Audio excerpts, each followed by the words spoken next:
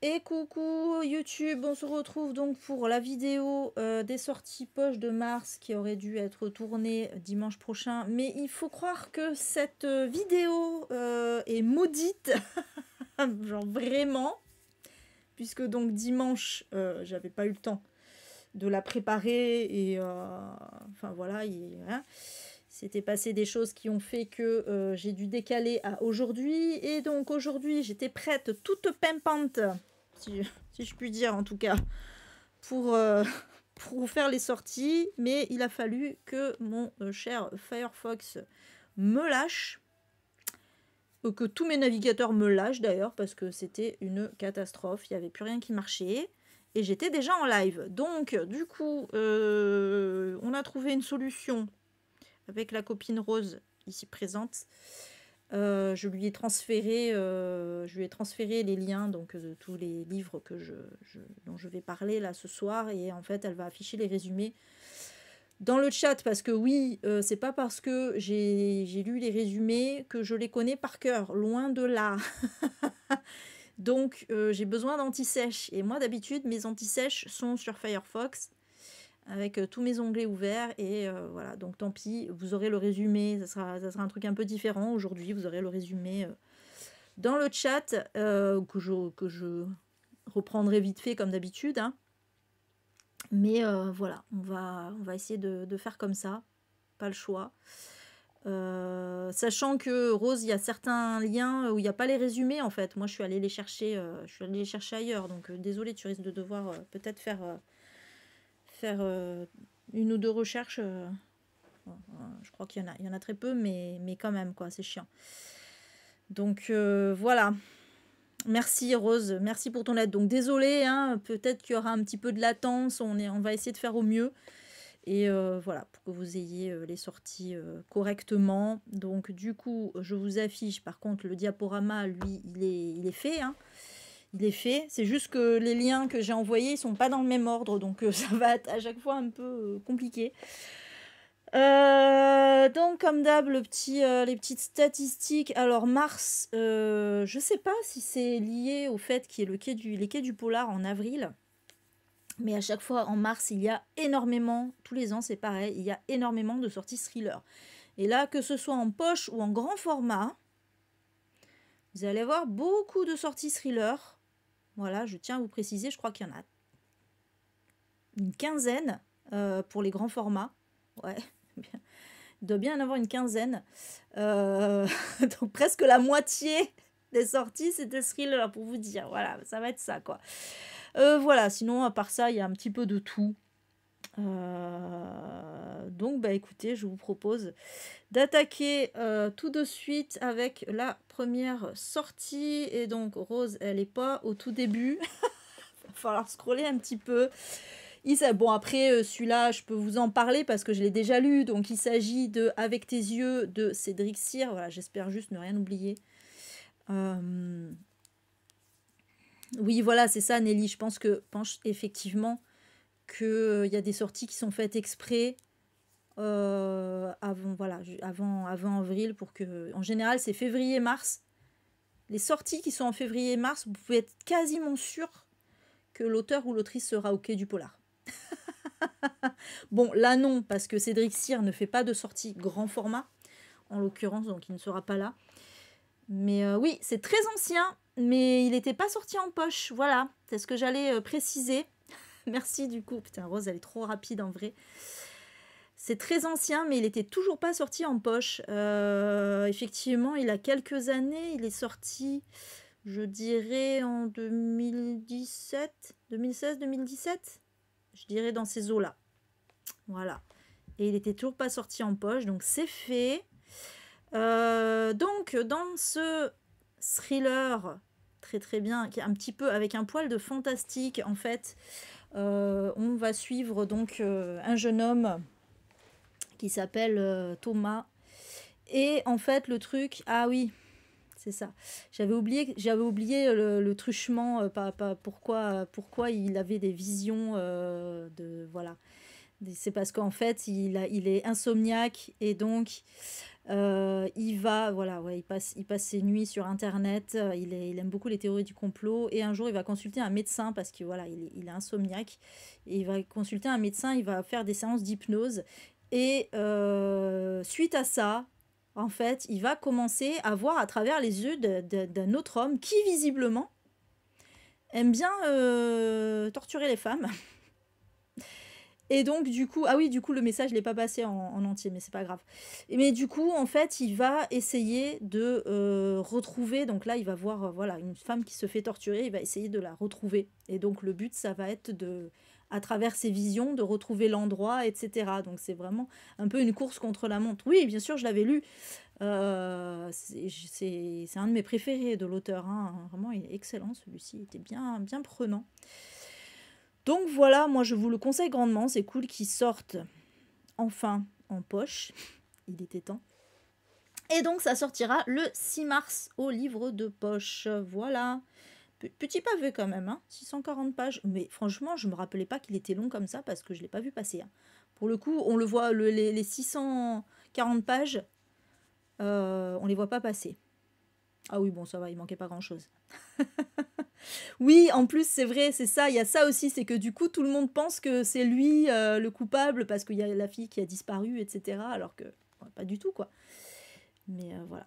Voilà pour celui-ci. Ensuite, donc toujours le 6 mars. Alors, il y a une grosse vague de sorties le 6 mars, hein, je précise.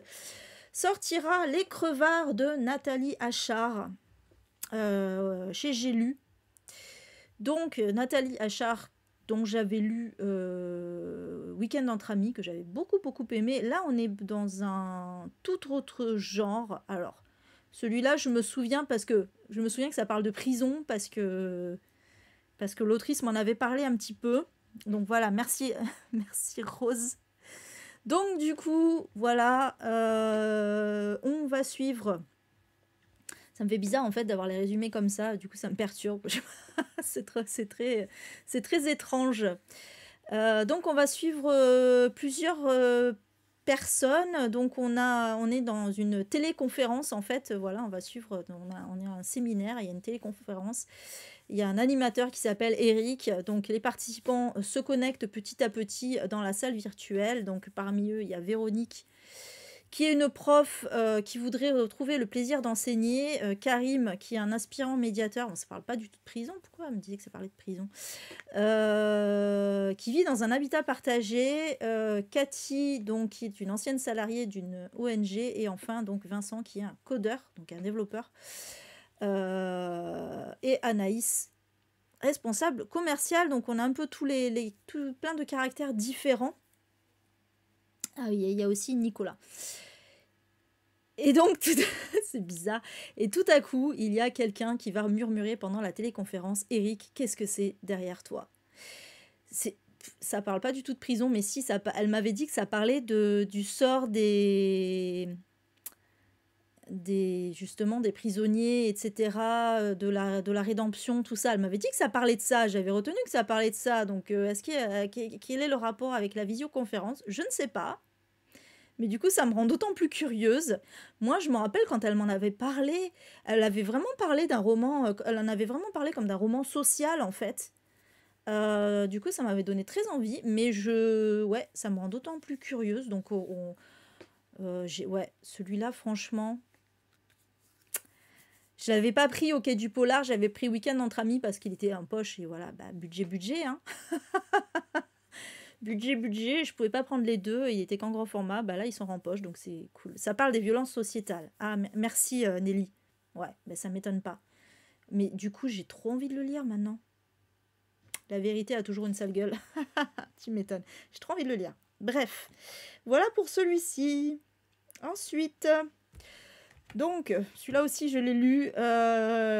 Donc, toujours le 6 mars, chez HarperCollins, poche, sortira L'école des bonnes mères de Jessamine Chan. Et donc là, en fait, on est dans un monde dystopique où en fait ouais. Du coup, les mers sont très surveillées. Voilà, on est dans un monde déjà très surveillé d'une façon générale, où il y a des caméras partout, il y a beaucoup de délation aussi. Et surtout, le plus important, c'est les mères, parce qu'on estime que le plus important, c'est d'être une bonne mère, et donc elles n'ont pas le droit à l'erreur. Je me rends compte, j'ai mis ma gourde là-bas. Elles n'ont pas le droit à l'erreur, et le problème, c'est que Frida, qui est donc une mère célibataire, son mari l'a quittée pour une autre, en fait. Elle a une petite fille de 2 ans, si je ne me trompe pas, 18 mois, voilà. Et le problème, c'est que un jour, Frida va laisser sa gamine pour aller chercher quelque chose au bureau d'important, un dossier important au bureau, donc c'est genre l'affaire d'une demi-heure. Mais c'est trop pour les voisins qui vont la dénoncer aux services sociaux, et voilà, ils vont donc lui enlever l'enfant. Et ils vont la faire intégrer une nouvelle école qu'ils ont créée. Voilà, c'est une école pour apprendre à devenir une bonne mère. Et là, ça va être un peu la cata. Donc vraiment, on est vraiment sur un roman qui parle en fait des injonctions qui pèsent sur les mères, hein, clairement. Et c'était vraiment excellent. C'était vraiment excellent. J'ai aimé le message. J'ai aimé le fait que tout ne soit pas tout blanc ou tout noir, que oui, que les mères aient droit à l'erreur, hein, voilà. Et c'est prenant, il se passe plein de trucs, enfin voilà, il y a plein de petites sous-thématiques aussi. Ouais, ouais, non mais franchement, il fait vraiment flipper, hein, il fait vraiment flipper ce roman, on est en stress, moi j'étais en stress tout le long, hein, vraiment. Mais voilà, et oui, c'est glaçant, voilà, signer un roman glaçant, oui. Je confirme, c'est vraiment glaçant. Donc voilà, excellent roman que je vous conseille. Je suis très contente qu'il sorte en poche, surtout qu'il était très cher. Il était à 26 euros, je crois, chez Bûcher-Chastel. Donc là, 9 balles, hein, c'est mieux. C'est mieux. Par contre, c'est marrant parce que c'était un pavé et il fait que 464 pages en poche. C'est assez étonnant, mais bon. Mais après, il se bouffe, franchement. Voilà pour celui-ci. Ensuite, alors désolé, je n'ai pas la couverture. Alors il va y avoir quelques romans comme ça. Je sais pas ce qu'ils ont, même en grand format, c'est pareil, c'était galère. Il manquait des couvertures. Les maisons d'édition ne font pas de cover reveal assez tôt, quoi. C'est quand même, on est quand même presque à la fin du mois de février. Et du coup, bon voilà, il y avait juste, je sais pas pourquoi, j'ai cherché partout et tout ce que j'ai trouvé, c'est la 4e de couverture. Et c'est bien, au moins il y a il y a le résumé direct. Mais merci Rose, mais du coup on l'avait. Mais voilà, donc c'est Les Enfants endormis d'Anthony Passeron qui sortira au livre de poche. Alors celui-là, vous en avez peut-être entendu parler via Stéphane, et c'est Malo aussi qui l'avait lu, hein, si t'es encore là, Malo. Il me semble que c'était toi qu'on avait parlé aussi. Donc on est dans les années 80 et on a donc on est en France, ouais, on est en France, hein, c'est ça. Donc il y a effectivement un phénomène malheureux de toxicomanie. Donc l'héroïne est à la mode, mais il va aussi y avoir l'apparition du sida. Bon, je pense que même si c'est pas dit, voilà, si c'est dit à la fin, lutte contre le sida. Donc il va y avoir l'apparition du sida. Et justement, le sida, on en parle beaucoup, effectivement, chez les homosexuels, à l'époque, hein, en tout cas. Après, malheureusement, ça touche toutes les populations, mais on en parlait beaucoup, comme du cancer gay, etc. Mais il faut savoir que il y avait aussi énormément de victimes chez les toxicomanes. Pourquoi? Parce qu'ils s'échangeaient les seringues, etc., sans les stériliser. Et ça a été un énorme fléau aussi. Donc voilà, et c'est de ça dont va parler ce livre. Voilà. Merci Malo, du coup, pour la petite mini chronique, là. Mais ouais, oui, c'est dans un petit village de l'arrière-pays niçois. Ok. Et ça croise l'histoire d'une famille. Ah, ça c'est bien ça. Ouais, donc ouais, celui-là, j'avoue que moi, je l'avais mis dans ma wishlist, hein, quand vous en aviez parlé. Déjà, quand Stéphane en avait parlé, ça m'avait donné pas mal envie. parce que c'est vrai que ça change. Alors moi, évidemment, hein, vous savez la militante LGBT+ que je suis, mais c'est vrai que ça change d'avoir aussi un peu le côté autre, voilà, que chez les personnes gays, que chez les hommes gays, parce que c'était vraiment les hommes, hein, en l'occurrence, de voir une autre communauté touchée par le sida. C'est bizarre de dire ça. C'est bien de voir une autre communauté touchée par le sida. Non, pas du tout. Mais c'est intéressant de voir ce côté-là, quoi. Voilà. Donc voilà pour celui-ci. Et on ne sait pas encore à quoi va ressembler la couverture. Autant des fois, tu te dis la couverture VO ou la couverture grand format, tu te doutes, mais là, pas du tout. Je pense pas que ça va être pareil. Ensuite, alors celui-là, je l'ai lu. Il y en a quelques-uns que j'ai lus dans le lot quand même. Piranèse de Susanna Clark. Donc on est toujours le 6 mars. Ça sortira au livre de poche également. Je vais boire un petit coup, pardon. Et donc, Piranèse, c'est un roman qui est classé comme fantasy parce que effectivement, on est dans un monde imaginaire, mais ça n'a pas trop les codes de la fantasy. C'est très bizarre. Il est totalement inclassable, je trouve, moi, ce roman. Donc, en fait, oui, on suit un homme qui s'appelle Piranèse. Il est dans un bâtiment un peu chelou. Voilà, où il y a toutes sortes de pièces et avec beaucoup de statues, énormément de statues. Et en fait, Piranèse, il tient un journal, voilà, et il écrit tout ce qu'il fait, tout ce qu'il voit, etc. Il tient des comptes à jour. Et 2 fois par semaine, ouais, ça, j'avais pas la précision, donc heureusement, comme quoi les résumés, ça sert aussi. Il va rendre visite à une autre personne qu'il appelle l'autre, qui habite aussi dans ce monde un peu bizarre, voilà. Donc voilà, qui va lui donner, en fait, c'est une personne qui va lui donner des conseils et qui va l'aider, qui va lui apporter des objets pour survivre, etc. Et le truc, c'est que, en fait, ouais, je crois que, je sais pas si, ouais, bon, je vais pas le dire parce que c'est pas marqué dans le résumé. Bon, il y a autre chose, mais je vais pas le dire. Et du coup, ouais, voilà, il va apprendre qu'il y a une troisième personne qui existe dans ce monde, et donc il va commencer à un peu enquêter à ce sujet, et là, il va faire des découvertes, et j'avoue que c'était très... Alors, c'est très what the fuck, et en même temps, pas tant que ça. Et voilà, il y a plein de rebondissements, il y a plein de... Il est vraiment très spécial, hein. Pardon, ce livre, il est vraiment hyper spécial. Mais, si vous n'avez pas peur des trucs chelous, what the fuck, je ne peux que vous le conseiller. L'écriture est très agréable. Il y a beaucoup de mystères et tout. Coucou Sophie. Et voilà. Après, ouais, la fin, je vois ce que tu veux dire, Elsa. Je vois ce que tu veux dire. C'est peut-être un petit peu décevant par rapport à tout le reste du livre. Je suis assez d'accord. Après, il y en a qui peuvent aimer, donc voilà pour celui-ci.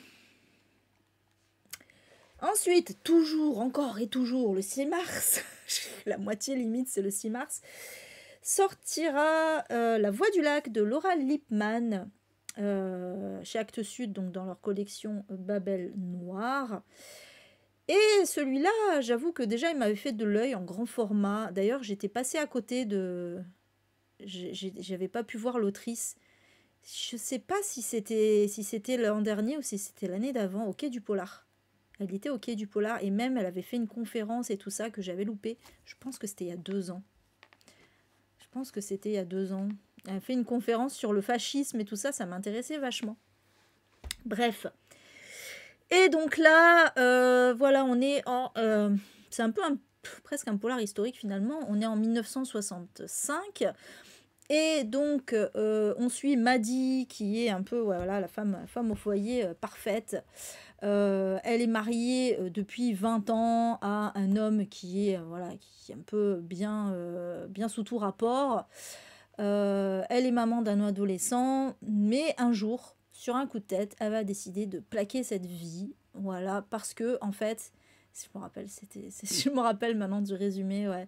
Parce que en fait, voilà, elle veut retrouver sa liberté, elle en peut plus d'être femme au foyer, elle veut travailler et elle veut devenir journaliste.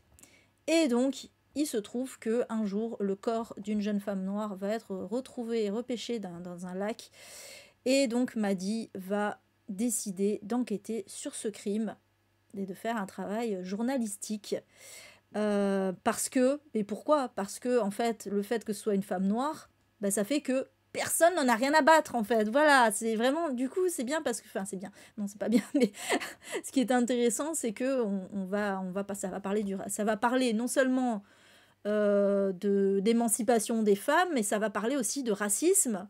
Autant vous dire que c'est un roman pour moi, quoi. Après, j'ai pas trop vu de retour sur celui-là. Je sais pas s'il y en a qui l'ont lu parmi vous. Mais voilà, racisme, sexisme et rapport de classe dans l'Amérique des années 60. Comment vous dire que c'est vraiment pour... Ah, tu l'as lu toi, Elsa. L'ambiance est vraiment très bien, mais c'est un peu décevant. D'accord, ok.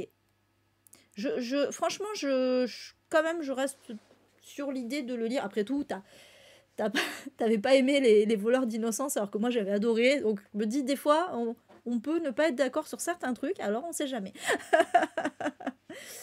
Mais ouais, celui-là, il m'intéressait beaucoup. Ouais, il a pas trop fait de... Il a pas trop fait de buzz, quoi. Enfin, je veux dire, voilà, on n'a pas trop parlé. Ah, t'en as lu de cette autrice, Viviane? T'as lu lesquelles? Ah, pardon, tu parlais de celui d'avant. Autant pour moi, Elsa. Bon, d'accord, ok. Ah oui, oui. Oui, tu parlais de Piranèse, bien sûr. Oui, c'est clair que l'ambiance était terrible dans Piranèse. Franchement, c'était pas mal un roman d'ambiance, c'est vrai. Ok, j'ai rien dit, alors c'est pas celui-là. Arrêtez tout. Ouais, celui-là, il est passé un peu à la trappe, alors que pourtant, c'est Actes Sud, hein, quand même. C'est assez étonnant. Ok, Viviane, bon, c'est pas grave. Donc voilà, celui-là, en tout cas, moi, c'est cool qu'il sorte en poche parce que il me fait pas mal de l'œil. Je vous en dirai des nouvelles, si jamais. Ensuite, on passe au 7 mars. Ouais, enfin, sortira Créature du petit pays de Joachim. Je ne suis pas sûre de la prononciation. En général, c'est le A avant le E. C'est assez étonnant, écrit comme ça. J'aime beaucoup cette couverture. J'aime trop la couverture. J'ai trop envie de l'acheter. Juste pour la couverture et parce que c'est un truc coréen. Donc, c'est un roman historique. Voilà, on est en 1918 à Séoul. Alors, à l'époque, ça s'appelait pas la Corée. Hein, ça s'appelait il me semble qu'au début du siècle, ça s'appelait encore le Joseon. Donc, on est à Séoul et on va suivre Jeanne, qui est une jeune courtisane qui va découvrir donc la capitale. Alors voilà, on va être dans les années folles. Hein. Ouais, je vais lire la deuxième partie plutôt, je pense. Non, ouais, c'est ça. Ouais, parce que bon, une ville énergique et rebelle qui... ouais. Oui, parce qu'à l'époque, donc voilà, ça s'appelait le Joseon et surtout, c'était occupé par les Japonais. Il y avait la colonisation. À l'époque, moi, j'allais dire encore un truc horrible, j'allais dire j'aime trop cette période de l'histoire. Ah, j'ai adoré quand les Japonais sont venus génocider les Coréens, c'était génial. Non, non, mais ça m'intéresse, cette période de l'histoire du Japon et de la Corée m'intéresse beaucoup à chaque fois. Et c'est vrai que quand je lis des livres sur ça, ça me plaît beaucoup. Donc voilà, ouais, on va suivre du coup Jade, qui est amoureuse de Hanchol, qui est un étudiant déclassé, je ne sais pas ce que ça veut dire, certainement d'une classe modeste, je suppose. Et mais en fait, voilà, elle va trouver un allié en la personne donc de Jung-ho, qui est un chef de bande orphelin. Et voilà, en fait, on va suivre un peu ces personnages dans donc ce Séoul des années folles et occupé par les Japonais. Voilà. Oui, c'est des bons gros matous. On dirait mon chat, mais... on dirait mon chat qui aurait pris un peu de LSD et qui serait un peu vénère. Bref, ouais, trop belle couverture. Voilà, celui-là, celui-là, il y a tout qui me plaît en fait. Voilà, le synopsis me plaît, la couverture me plaît, c'est coréen. Je pense que je vais l'acheter et que je le lirai pour Lisons l'Asie. Allez, ensuite, donc on reste le 7 mars avec la sortie d'un beau totem. Écoutez-moi jusqu'à la fin de Tess Gunti. Pardon. Pareil, celui-là, je l'ai pas vu, enfin, je l'ai vu passer en grand format. Il me tentait déjà en grand format, mais j'ai pas vu de retour. Et d'ailleurs, il avait une très belle couverture, ce qui est assez rare pour être signalé, parce que Gallmeister, les couvertures grand format, en général, sont assez moches. Mais celui-là, il avait une très belle couverture en grand format. Je me souviens plus exactement ce qu'il y avait dessus, mais je me souviens qu'il y avait des belles couleurs. Donc là... Ah, merci. Oh, putain, mais Rose, c'était trop rapide en vrai. Donc, dans cette histoire, on va suivre Blandine, qui, voilà, une jeune femme très belle et très intelligente, mais de fait, elle semble un peu inaccessible. Elle partage, donc elle vit en colocation avec, dans un appart avec 3 garçons qu'elle ne comprend pas et n'apprécie pas trop, mais évidemment, ils sont tous fascinés par elle. Et tous, ils viennent de foyers brisés et ils ont du mal à trouver leur place. Et Blandine, elle, de son côté, elle va un peu se réfugier dans le mysticisme. Et donc, on va suivre un peu l'évolution de tous ces personnages. Ouais, c'est vrai? Ah ouais. Ouais, ça m'étonne pas, Rose. On te voit meubler en parlant de la couverture, c'est ça. Mais t'as vu, hein, j'essaye de...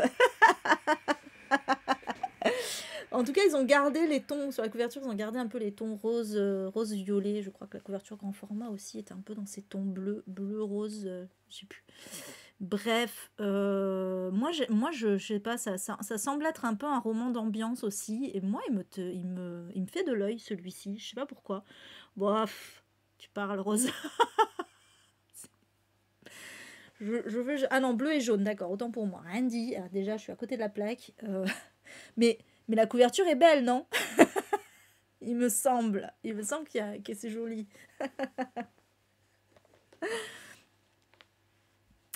Dac, Malo. Ouais, moi je suis pas hypée de ouf, je suis pas en mode ouais, trop bien, je vais l'acheter, mais je suis un peu titillée, alors je sais pas. Je sais pas. Bref, voilà. Puis écoutez-moi jusqu'à la fin. Mais il me semble en vrai,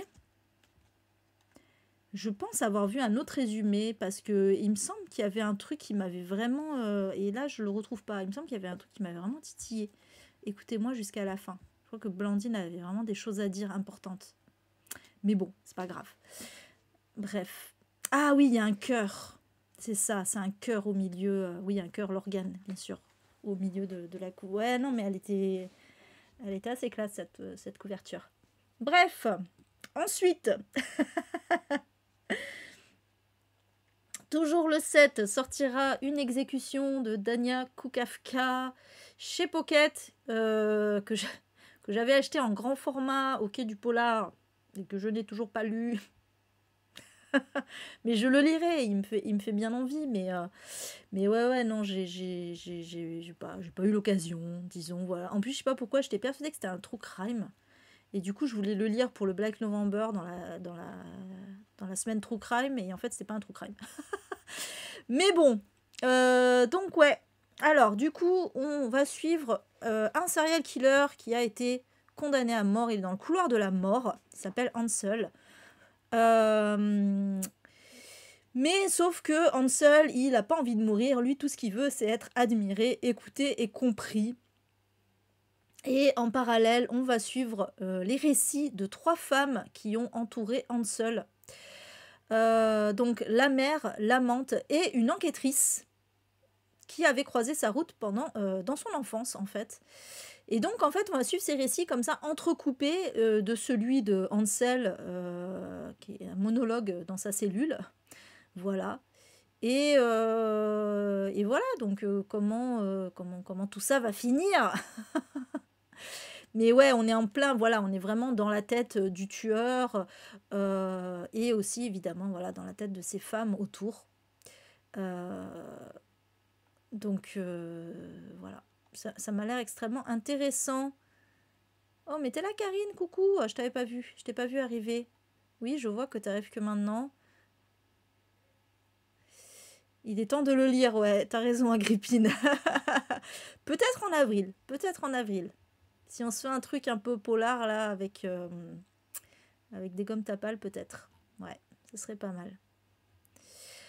Donc voilà pour celui-ci. Mais ah, t'attendais la sortie poche. Bah tu vois, voilà, Natacha, c'est parfait.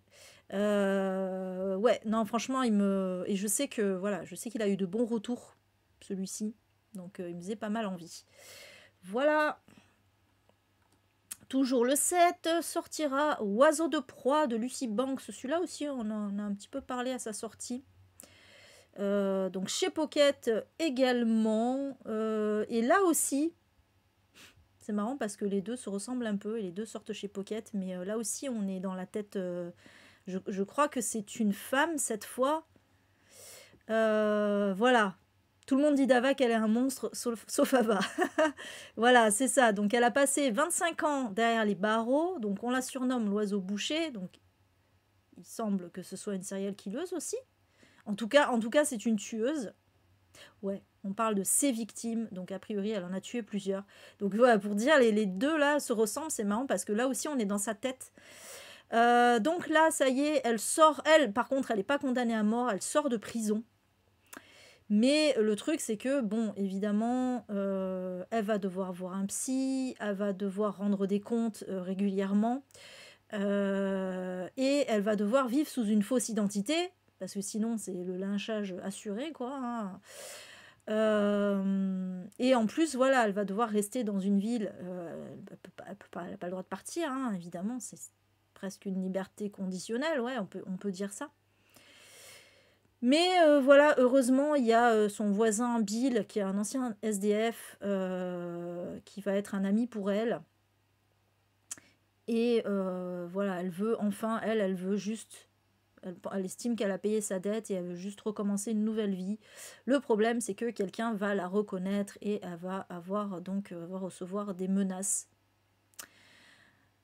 de quelqu'un qui veut la vengeance pour ses victimes. Voilà. Voilà, j'avoue que... ouais, tu l'as enlevé. Ben, je me souviens que Sève avait pas trop aimé qu'on soit dans la tête de la tueuse et en mode c'est une personne qui a le droit à la rédemption et tout ça, quoi. Je peux comprendre que ça puisse être gênant, effectivement. Donc ouais, je sais pas.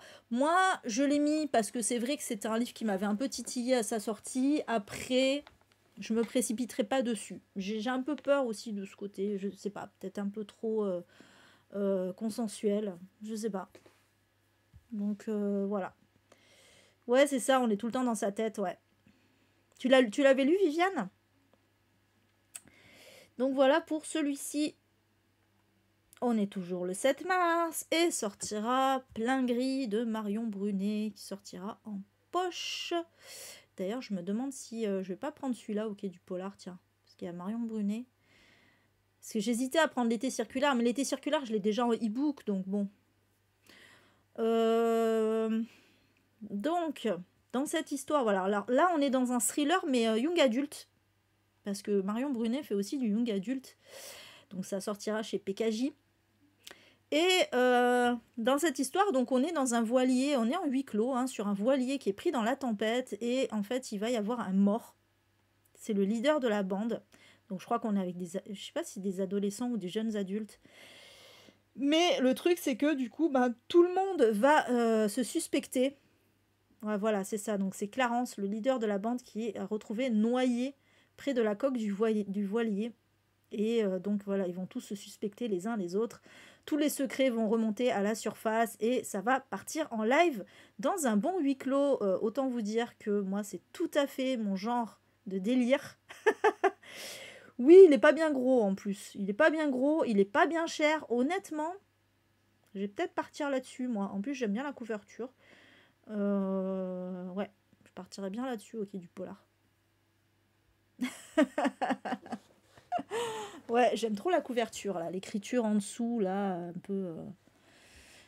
j'aime bien. C'est très beau.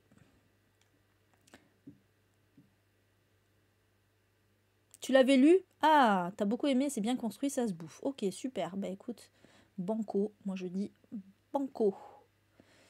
Voilà. Wishlist qui a du polar aussi. Bon bah voilà, ça au moins. C'est cool. Allez, ouais bah voilà, bah je vois que je vois qu'il a. Mais des fois il suffit de pas grand chose. Voilà, un petit huis clos. Tout le monde se bouffe la gueule. Moi ça me va. J'aime beaucoup. En général. Bah, ouais, c'est vrai, bonne question, ouais, parce que c'est du young adulte, mais à quel point c'est young adulte, je sais pas. Je sais pas du tout. Voilà pour celui-ci. Ensuite, toujours le 7 mars, sortira le réseau Jane de Heather Marshall. Pareil, celui-là, je l'avais repéré à sa sortie grand format. Je suis nulle à ça, ouais, tu m'étonnes, c'est pas évident. Hein. Oui, je pense, moi je dirais aussi, voilà, effectivement, 14-15, ouais. Parce que c'est quand même, il y a quand même un meurtre et tout, bon, pas en dessous, quoi. C'est pas de ce livre qu'ils ont fait un film. C'est possible, je sais pas. Je suis pas sûre. En général, ils le mettent hein, quand il y a un film. Merci du coup, Rose. Ça se voyait que j'attendais Rose ou pas. Donc, le pire c'est que je suis con parce que j'ai eu un trou alors que je savais très bien de quoi ça parlait, le réseau clandestin d'avortement, quoi. Évidemment. Je sais pas pourquoi j'ai eu un trou. Oui, donc on est dans les années 70 au Canada. Donc on nous dit dans un Canada puritain. Et on va suivre 3 femmes. Alors, oui, voilà, en fait, on va suivre 3 femmes dans 3 époques, mais on va parler de ce réseau dans les années 70. Il y avait donc un réseau clandestin d'avortement. Donc, on va suivre Evelyn, qui, dans les années 60, a dû être envoyée dans un foyer parce qu'elle était adolescente et elle était enceinte. Donc voilà, elle a dû être envoyée dans un foyer, on lui a retiré son bébé. Et 20 ans plus tard, on est 20 ans plus tard, voilà, on est à Toronto. Et on va suivre Nancy qui va s'adresser donc à ce réseau, ce fameux réseau clandestin pour aider les femmes pour l'avortement. Et on a également Angela qui, elle, ne peut pas avoir d'enfant alors que l'avortement vient d'être autorisé. Voilà, donc vraiment, ça me fait penser un peu à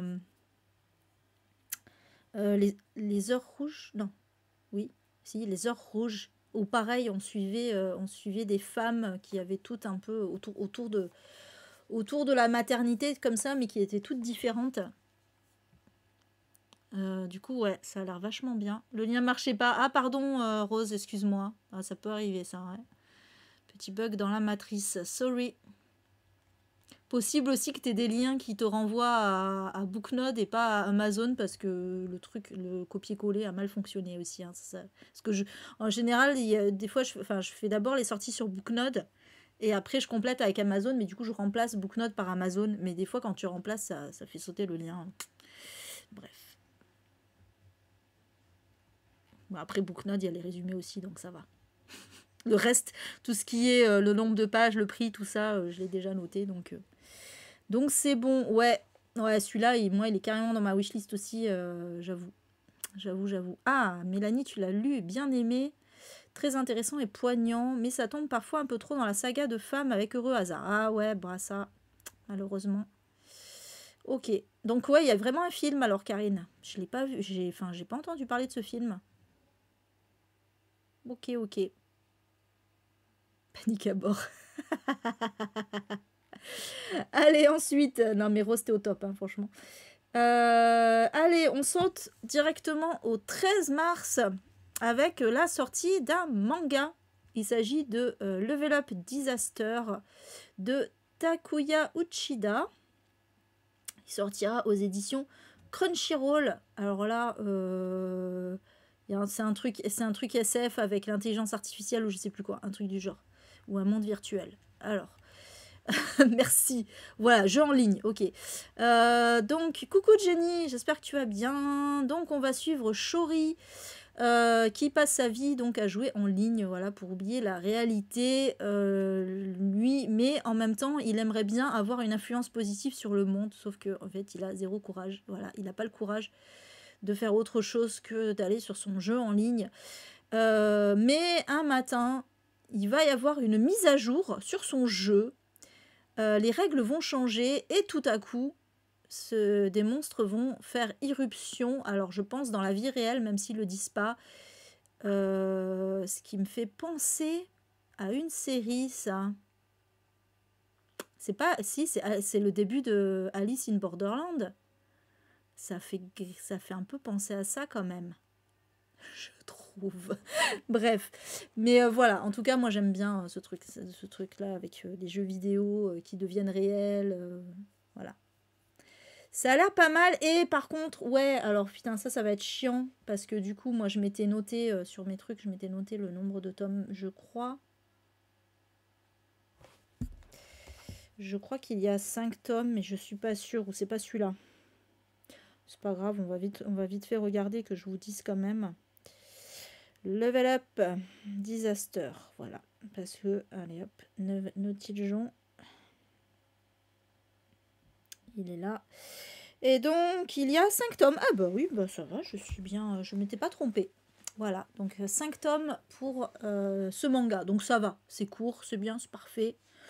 Voilà, ça sera pas tout de suite. Mais par contre, j'aime beaucoup le prix, 7,29 €. C'est rare de voir des prix comme ça. C'est un peu chelou, mais ok.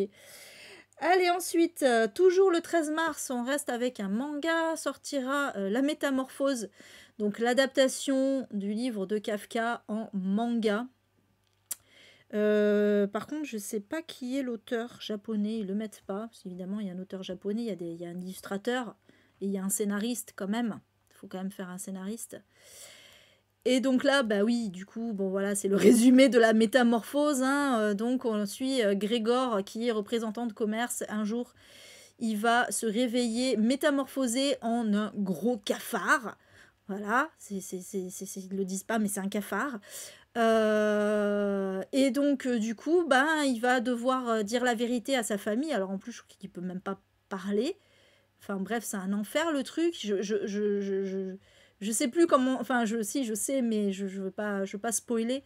Mais du coup, voilà, on va suivre un peu son quotidien de cafard géant. Bon, bien sûr, c'est très métaphorique. Hein. C'est très, très métaphorique. Moi, je l'ai lu 2 fois en plus, la métamorphose. Et du coup, ouais, voilà. Donc, c'est un one-shot, hein, vous vous doutez bien. Donc, dans les. Voilà, Soleil a une collection comme ça, je sais plus. Bon, ils mettent pas le nom de la collection, mais ils ont une collection comme ça où ils adaptent des classiques. Il y a plusieurs maisons d'édition qui font ça. Hein. C'est vraiment la mode d'adapter les classiques en manga. Mais voilà. Ouais, moi j'avoue que voir ça en image, ça pourrait être intéressant en vrai. Donc voilà pour celui-ci. On est toujours le 13 mars, sortira Quand tu ouvriras les yeux de Petroni Rostagna. Bon, cette autrice, je l'aime beaucoup et du coup, elle va être présente dans les poches et dans les grands formats. Sachez-le. Donc, ça sortira chez HarperCollins poche, évidemment. Ah, c'est un tome 3, il me semblait que c'était un one-shot celui-là. Merde, d'habitude je mets pas les tomes 3. J'étais persuadée que c'était un one-shot, en plus j'ai vérifié sur Booknote, parce que sur Booknote ils le mettent quand c'est des... Ils le mettent sur Booknote quand c'est des tomes et tout ça, et du coup j'ai vérifié et ça y était pas. Putain, Booknote et ils ont merdouillé alors du coup. Ok, bon bah c'est pas grave, c'est un tome 3, écoutez, tant pis, je mets pas d'habitude les tomes 2, 3, 4, tout ça, je les mets pas, mais je suis... Ouais, livre addict, mais moi je vais pas livre addict, moi. Donc en fait, voilà, on va suivre Marion qui a sombré dans la dépression depuis son divorce. Voilà, elle se shoot au médoc. Et du coup, elle ne s'occupe plus trop de son adolescente. Et un jour, donc Romane, donc son adolescente, sa fille, qui a 16 ans, va rentrer à la maison en état de choc parce que donc elle vient d'échapper à une agression et ses vêtements sont couverts de sang. Et il se trouve que c'est le sang de l'homme qu'elle a tué. Et donc, elle va demander à sa mère de l'aider à cacher le corps, etc. Voilà, je me souviens de cette histoire. Et donc, voilà, on va suivre une avocate. Mais je me rappelais pas. En plus, moi, j'ai lu le tome 1, il me semble. Mais je l'ai lu il y a tellement longtemps. C'est quoi déjà le titre? Putain. Et j'étais persuadée que celui-là, c'était un one-shot. Ou que c'était une nouvelle série, ou voilà. Mais du coup, j'espère que celui qui est dans les grands formats, je me rappelle plus ce qu'elle a dit, Sève. J'ai pas trop. J'étais à moitié là parce que je bossais en même temps. Sur celui qui va sortir là. Comment pourrais-je te croire? C'est un one-shot ou pas alors celui-là? Si c'est pas un one-shot, je l'enlève. Hein. Il y en a qui l'ont lu sans connaître ceux d'avant. Ouais, mais ouais. Moi, j'aime pas trop mettre des tomes de 3. Bon, déjà parce que ça ferait trop de sorties à la fin. Parce que autant vous dire que là, il y a des sorties grand format qui me hype de ouf. Le tome 3 de l'Empire d'écume, par exemple. Qu'est-ce qu'il y avait aussi? Enfin, voilà, il y a des tomes 2, 3 là qui sortent et tout ça, mais je les ai pas mis parce que bah, c'est pas des premiers tomes. Donc, oui, elle sera là, Patty. Elle sera là, Pétronille. Voilà. Donc, c'est cool. Bon, voilà pour celui-ci, en tout cas. Donc, du coup, il faut que je regarde si celui qui sort, là, c'est bien un one-shot. Ensuite, on est toujours le 13 mars. Oui, grosse vague aussi le 13 mars. Sortira Sous bouteille de Kazuhiro Fujita, qui est un manga horrifique. Et là, je crois... Alors là, par contre, je crois qu'il y a pas mal de tomes. Merde, pourquoi j'ai pas accès à la recherche, là? Bah, Nautigeon. Qu'est-ce que tu fous, Nautigeon? Sous bouteille, tant pis, je suis obligée de le... Voilà. Donc il y a 25 tomes, c'est énorme, mais je l'ai mis quand même parce que c'est un truc horrifique et que j'aime bien les trucs horrifiques, donc je l'ai mis, mais 25 tomes, j'avoue que moi je pense pas que j'irai, honnêtement, ça fait un peu beaucoup. Donc oui, voilà, on est dans un manoir qui s'appelle le Sous-Bouteille, manoir légendaire, donc à Numanakarai, à Tokyo. Et donc en fait, voilà, c'est un genre de manoir hanté, hein, finalement. Et du coup, voilà, en gros, il y a des gens qui ont envie de vivre des sensations fortes. Malheureusement, ça se passe pas forcément bien. Et du coup, voilà, des gens cherchent à détruire cette bâtisse. Moi, j'aime trop les histoires de maisons hantées et surtout, j'adore le folklore japonais de la maison hantée, des fantômes japonais. Ils sont très très forts, les Japonais, pour les histoires de fantômes en général. Du coup, c'est pour ça que je l'ai mis. Mais 25 tomes, ça fait un petit peu beaucoup. Voilà. Voilà pour celui-ci. On passe au 14 mars, sortira un petit concept un peu intéressant, donc j'ai voulu vous le mettre. Le filtre de Florence Hinkel. Alors c'est une nouvelle collection de chez Nathan qui s'appelle Court Toujours. Donc court dans le sens court. Puisque le principe c'est un peu de faire lire les ados, quoi. Hein, voilà. Et donc le principe de cette collection, c'est de sortir des titres qui sont très courts. Alors, c'est censé être des romans, mais effectivement, ça a plus la taille de novella. Hein. Mais voilà, pour inciter les ados à lire. Parce qu'aujourd'hui, malheureusement, oui, c'est vrai que voilà, moi je suis pas boumeuse, hein, loin de là. J'aime pas dire c'était mieux avant et tout, mais c'est vrai qu'il y a un petit problème aujourd'hui quand même, c'est qu'on a la culture du tout très vite, très court, très vite. Voilà. Et du coup, les ados lisent moins. Et donc là, voilà, l'idée, c'est de leur faire prendre goût à la lecture avec des titres assez courts, très courts même. Et donc là, on va suivre, en plus, évidemment, ça va parler de choses qui touchent les ados. Donc là, on va suivre Sam, qui est atteinte de dysmorphophobie.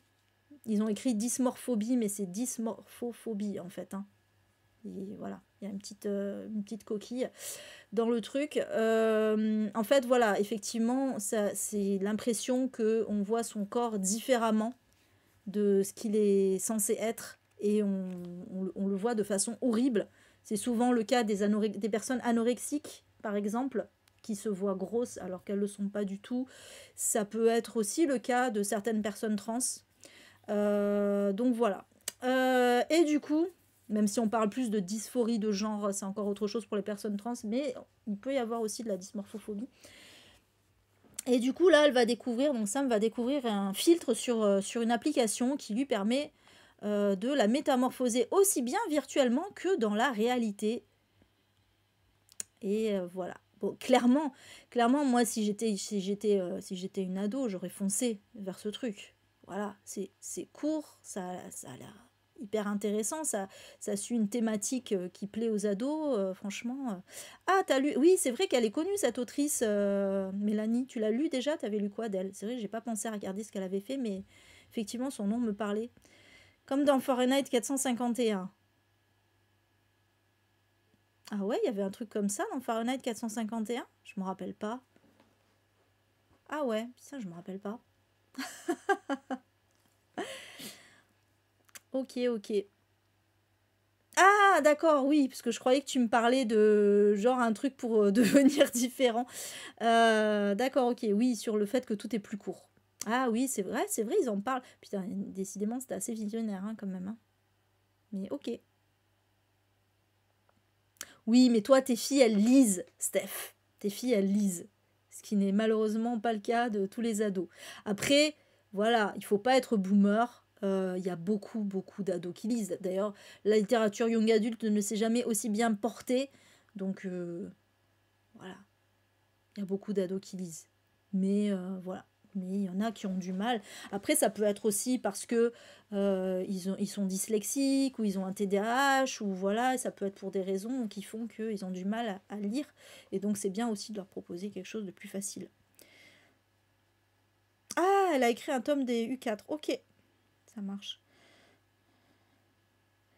Voilà pour celui-ci. Toujours le 14 mars sortira Orphelin 88 de Sarah Cohen-Skeali. Alors, c'est un livre qui date un peu, mais qui n'était pas sorti en poche. Et ben voilà, c'est fait. Du coup, moi, cette autrice, je l'avais rencontrée à la Comédie du Livre, mais il y a super longtemps. Et j'avais acheté un livre qui s'appelle Phobie, et je l'ai toujours pas lu, j'ai honte. Putain, vous savez qu'il y en a... Franchement, en vrai, il y en a pas mal, hein, des livres que j'ai achetés dans les salons, que j'ai fait dédicacer et tout, et que j'ai pas lu. En plus, il est sympa, le livre, là. Mais, bon. Donc là... On est en juillet 45 à Munich et on va suivre, voilà, on va suivre un garçon qu'on va retrouver à errer dans les décombres, suite à la guerre donc, hein, vous l'aurez compris. Il est complètement amnésique, il sait même pas son nom. Et donc les Alliés qui l'ont découvert vont l'appeler, puisqu'ils ont gagné sur l'Allemagne, hein, je rappelle, vont l'appeler Josh. Et ils vont l'envoyer dans un orphelinat. Et donc, c'est chiant parce qu'en fait, ça saute tout le temps, c'est un peu relou, mais bon. Ils vont l'envoyer dans un orphelinat et on va suivre. Donc, il va être pris en charge par la directrice qui s'appelle Ida et par Wally, donc un jeune soldat noir américain qui subit le racisme de ses supérieurs. Et donc, tous deux vont essayer donc de faire retrouver la mémoire à Josh. Voilà. Ah, ça parle des migrants et tout en plus, ouais. Et celui-là, je me rappelle, les gens qui l'avaient lu, ils avaient beaucoup aimé. J'ai fait une connerie. Pourquoi 14 €? Ah ouais, c'est bizarre ça. Pourquoi j'ai mis 14 € alors? D'où ça sort? Parce que c'est pas... Si j'avais fait un copier-coller du truc d'avant, ça aurait été logique. Je sais pas d'où sort ce 14 €. Oui, merci Rose. Donc il a 8,90 €, hein, précisons-le. Oui, 14 € pour un poche, c'est un peu beaucoup d'ailleurs. Ouais, je sais pas d'où sort ce 14 €. Je sais pas ce que j'ai foutu. Bon, des fois, il y a des coquilles comme ça. Autant pour moi. Tu l'as en poche? Bah alors. Alors, c'est une réédition? J'étais persuadée qu'il n'était pas sorti en poche. Bon, écoute, je sais pas, Jodiane, je ne sais pas, je sais pas. Écoute, des fois, voilà, c'est pas. De toute façon, cette soirée, c'était la merde déjà de base, donc voilà, il y a rien qui va. Il y a rien qui va, c'est pas le bon prix, c'est déjà sorti, c'est déjà tout ce que vous voulez. Bon, ça doit être une réédition alors. Mais bon, vu que, voilà, par exemple, avec tes yeux, pour le coup, c'est pas une réédition, c'est bien la sortie poche. Parce que, voilà, des fois, surtout les. Il faut savoir que les young adultes, c'est pour ça que ça m'étonnait pas trop, les young adultes, ils peuvent mettre des années à sortir en poche. Et là, c'est un young adulte. Dans un roman historique young adulte. T'es sûr? Putain, mais. J'ai fait que des conneries. J'ai vérifié pourtant. J'en peux plus de moi. Pourquoi? T'es sûr? Merde. Même là, j'ai pas d'excuses. Bon, bah tant pis. Autant pour moi alors. Mais putain, mais arrêtez de ressortir des livres qui sont sortis 2 ans avant, quoi. Arrêtez de faire ça, les maisons d'édition. Vous avez pas d'autres livres à éditer en poche? Si c'est grave, bah si c'est grave, ça fait chier parce que du coup, ça fait des trucs en plus et ça fait du temps. Du temps perdu en fait. Parce que je vous ai parlé de livres qui existent déjà. Donc voilà, bon, du coup, vous êtes content, il y a des rééditions. Ouais, il a changé de maison d'édition, je sais, mais bon. Ok. Bon, bah tant pis. C'est le même en plus. Non, non, mais je te crois, je te crois, Jodiane. Bon, au moins avec tes yeux, c'était pas le même. Là, c'est le même, tu sais, genre. Mais pourtant, c'est bien marqué qu'il sort le 14 mars. C'est une réédition chez PKJ. Que veux-tu que je te dise? Non, mais apparemment, ouais, voilà, c'est la même. Ouais, ouais, ouais. Bon, bref, voilà. Ouais, peut-être, je sais pas. Je sais pas, je sais pas. Mais c'est vrai que c'est chiant, hein, mais vous savez que, n'empêche, en vrai, petit aparté, mais en vrai, dans les sorties, je passe mon temps à vérifier si c'est pas des rééditions et tout ça, parce que franchement, tu peux pas le deviner, quoi. Tu ne peux pas deviner. Dans les sorties poches, en tout cas, grand format, c'est plus rare, même si ça peut arriver. Mais dans les sorties poches, c'est très souvent qu'il y a des rééditions et tu le sais pas, quoi. Si tu connais pas le livre, tu le sais pas. Et donc, je passe mon temps. Et là, pourtant, je connaissais les 2 livres et je suis passée à côté quand même, hein. Mais bon, c'est relou. C'est très, très relou. Voilà, donc arrêtez de rééditer des livres qui existent déjà, que vous fassiez des éditions collector ou quoi, ok, mais là, je vois tellement pas l'intérêt de rééditer ces livres qui sont pas si vieux. Bon, ouais, Cédric Cyr, c'est effectivement peut-être parce qu'il a changé de maison d'édition, mais je veux dire, c'était édité chez Pocket. Ça aurait pu rester chez Pocket. Pourquoi je comprends pas. Bon. Mais j'ai pas Livre Addict et je regarde pas Livre Addict et ça m'énerve. Je fais ma réfractaire à Livre Addict. J'en ai marre que tout le monde soit sur Livre Addict. Je vais devoir faire ça maintenant alors. Je vais devoir aller chez Livre Addict. J'ai pas envie. J'ai pas envie parce que, enfin bon, ouais, c'est chiant. C'est chiant parce que je suis sur un site qui s'appelle Booknode et qui est censé quand même être à la page. Et bon, je regarde Amazon aussi parce que voilà, il n'y a pas tout sur Booknode non plus. Mais du coup, je vais pas transférer toute ma bibliothèque sur Livre Addict ou quoi, ça me saoule. Ouais, je sais, mais ça fait regarder 3 comptes différents. Tu vois, enfin 3 sites différents, je veux dire. Donc c'est un peu relou, quoi. C'est un peu relou. En fait, ouais. J'aimerais bien laisser tomber Booknode, mais le problème, c'est que j'ai ma bibliothèque dessus. Et voilà.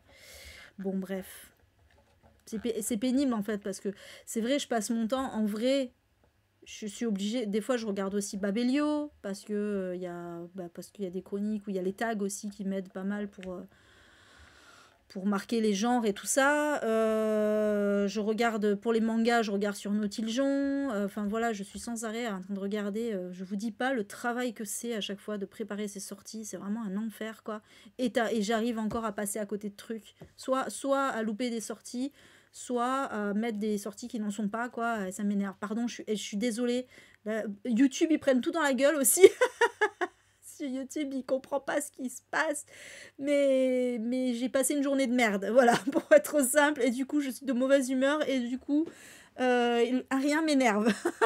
mais voilà. Bon, bref. Mais je vais faire ça. Merci, Steph, du conseil. Mais t'as raison, je vais essayer de me mettre à Livre Addict. Voilà. Voilà, voilà. Ouais, merci, mais bon, c'est clair que c'est pas agréable pour vous non plus. Bon, bref, en plus, on perd du temps. Allez, à la suite, la suite, la suite. Bon, celui-là, je suis sûre que ce n'est pas une réédition, il sort bien en poche. Il s'agit donc de Three Dark Crowns de Kender Blake, le tome 1, qui sort donc aux éditions Léa, était déjà en grand format aux éditions Léa. Donc les éditions Léa, ils ont une collection poche qui s'appelle Magic. Voilà. Donc c'est un roman de fantasy young adulte que j'ai depuis très longtemps, mais que je n'ai toujours pas lu. Donc voilà, en fait, en gros, voilà, à chaque génération, on est donc sur l'île de Fenburn, donc dans un monde imaginaire, hein, vous l'aurez compris. Des triplés voient le jour à chaque génération, et donc ce sont 3 reines, elles sont toutes héritières légitimes de la couronne, et toutes détentrices d'une magie convoitée. Donc on a donc là les dernières en date, c'est Mirabella qui est donc une puissante élémentaire qui a le pouvoir de contrôler le feu en l'occurrence, mais aussi le vent, voilà, en fait elle contrôle les éléments, vous l'aurez compris. On a Katharine qui elle est une empoisonneuse. Elle peut, elle est complètement immunisée contre les poisons, en l'occurrence. Et enfin, on a Arsinoé qui, elle, est naturaliste. Et donc, elle peut contrôler les animaux les plus féroces et couvrir les arbres de fruits. Parce que c'est bien aussi, pouvoir manger. Mais le truc, c'est que, en fait, il n'y en a qu'une seule qui pourra accéder au trône. Et oui, il ne peut pas y avoir 3 reines. Voilà, il n'y en a qu'une seule. Et du coup, une fois que les sœurs auront atteint leurs 16 ans, elles vont devoir s'entretuer. C'est sympathique. Voilà, et donc forcément, elles vont chacune user de leur pouvoir, évidemment. C'est Battle Royale version, version monarchie. Voilà, bon, j'avoue que oui, moi, ce synopsis, il m'avait bien tenté. J'aime bien la couverture du poche avec ses couronnes qui correspondent. Donc, l'empoisonneuse en bas, j'imagine. Au milieu, c'est l'élémentaire et en haut, c'est la naturaliste. Voilà pour celui-ci. Ah ouais, tu l'as en e-book, Steph. Ah, c'est cool. C'est cool, c'est cool. Et ouais, moi j'avais acheté le tome 1 il y a longtemps, en papier. Alors sachez que Kender Blake, elle est asiatique. Hein. Donc si jamais pour Lisons l'Asie, voilà, ça marche. À tout hasard. C'est elle aussi, d'ailleurs, c'est la même...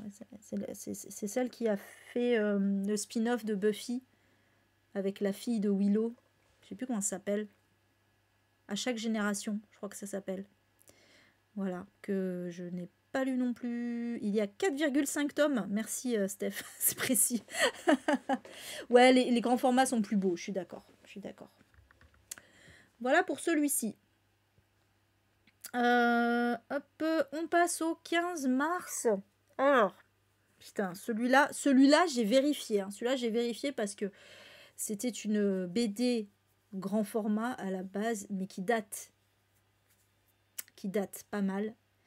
Et donc, voilà, j'ai vérifié. Si vous me dites, mais si, c'est déjà sorti en poche, je vous tue. non, je rigole. Mais du coup, ouais, non, Bon, vous allez me dire, ouais, mais les autres, t'avais vérifié aussi. Bah oui. Mais bon, voilà quoi. Je suis pas allée sur Livre Addict, alors de suite. Alors, est-ce que Livre Addict a dit que c'était déjà sorti en poche, hein, Le secret de la force surhumaine d'Alison Bechdel. Je sais pas si vous connaissez le test de Bechdel. Donc, qui est le fameux test qui permet de savoir si un film est féministe ou pas. Alors, il est plus ou moins remis en question maintenant parce qu'on se rend compte qu'il y a des films féministes qui ne remplissent pas le test et inversement. Donc ça veut rien dire. Mais en gros, il fallait que dans le film, il y ait au moins 2 femmes, qu'elles parlent ensemble et qu'elles parlent d'autre chose que d'hommes. Je crois que c'était un truc comme ça. Voilà. Et en fait, il n'y en a pas beaucoup de films qui remplissent, ça paraît con, hein, mais voilà. Et donc, bah, c'est cette personne, Alison Bechdel, qui est une autrice américaine, une autrice queer d'ailleurs, qui parle du coup pas mal d'homosexualité aussi dans ses histoires. Et donc là, bah là, ça va être un peu autobiographique, finalement, puisqu'elle va parler voilà, bah, de toutes les difficultés qu'elle a pu rencontrer dans la vie. Alors, il me semble que c'est justement en tant que personne gay. Hein. Et voilà, donc ouais, on est un peu dans un roman, dans une BD plutôt un peu philosophique aussi. Voilà, après, on est un petit peu dans le mysticisme aussi. Donc, mais bon, c'est une autrice qui est quand même assez connue. Je pense que ça fait partie aussi un peu des classiques féministes. Donc voilà, c'est pour ça que je vous le mets, puisque du coup ça sort en poche, c'est une BD, hein, voilà, mais du coup c'est qu'à 10 euros. Que les BD grand format en général c'est assez cher. Mais voilà. Ah, tu l'as lu Fun Home, Elsa? Ok, c'est cool. Coucou Alice, comment ça va? Donc voilà pour celui-ci. Franchement, celui-là, je me le serais bien acheté pour Mars au féminin, mais là, j'économise vraiment pour les quais du Polar en vrai. Donc là, j'essaye d'être en no-buy jusqu'au quai du Polar. Ça va être compliqué, mais à part je pense que je vais m'acheter le Ragnar Jonasson là, et Catherine Jacobsdottir d'occasion, pour pas avoir à le payer plein pot, ok. Mais c'est tout. Ça fera quand même partie des quais quelque part. Ensuite, on passe au 20 mars. Sortira La Jurée de Claire Genao. Genao. Pas pourquoi j'américanise le truc, puisqu'elle est française. Donc celui-là, je l'avais vu passer. Je sais pas s'il y en a qui l'ont lu. Je l'avais vu passer en grand format, je me rappelle. Et donc... Ah, super bien, nous dit Mélanie. Ok. Donc, on va suivre Anna, qui a été tirée au sort pour devenir jurée aux assises. Donc, oui, je rappelle que n'importe qui d'inscrit sur les listes électorales peut être juré si elle est tirée au sort.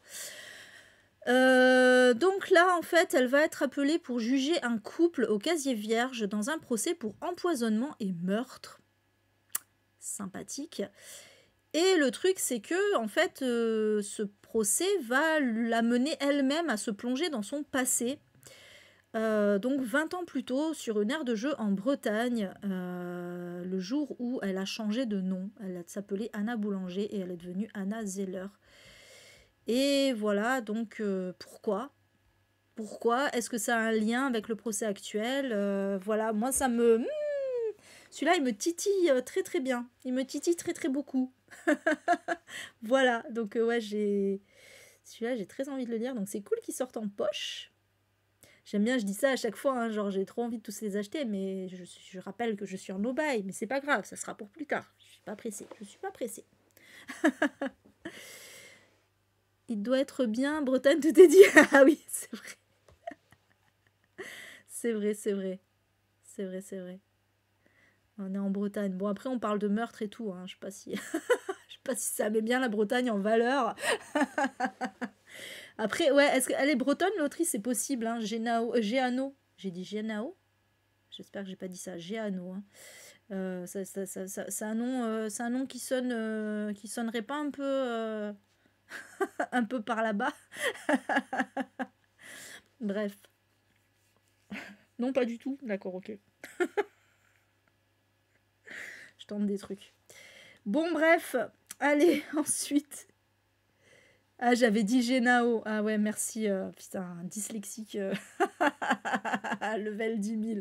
C'est Claire Géano. J'ai fait ma Séverine, là. Bim, prends-toi une balle perdue, Sève, au passage. Allez, je passe à la suite. Elle le sait. J'aime bien l'embêter avec ça.